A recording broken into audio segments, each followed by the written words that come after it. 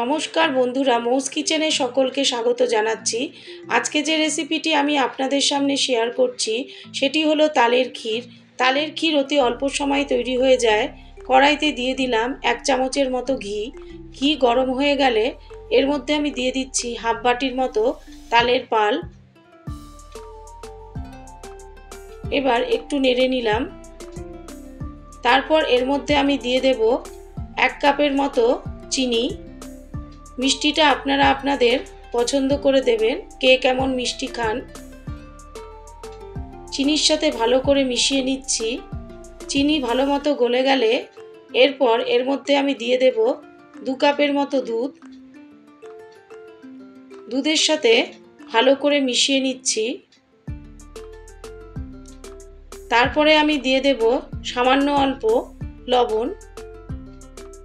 এরপর আমি দিয়ে দেব 3-4টে এলাচ আমি থেতো করে এর মধ্যে দিয়ে দিচ্ছি। আর দিয়ে দিচ্ছি সামান্য অল্প নারকেল কোড়া। নারকেল আমি কুড়িয়ে এর মধ্যে দিয়ে দিলাম। এরপর ভালো করে আমি মিশিয়ে নেব। মিশিয়ে আমি দুধ আর তালটাকে ভালো করে ঘন করে নেব। এভাবে আমি মিডিয়াম ফ্লেমে 4 থেকে 5 মিনিট নেড়ে নিলাম।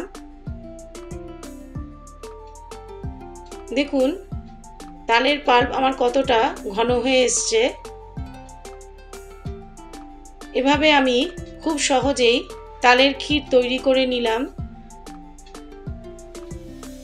এবার আমি একটি বাটির মধ্যে নামিয়ে নেব।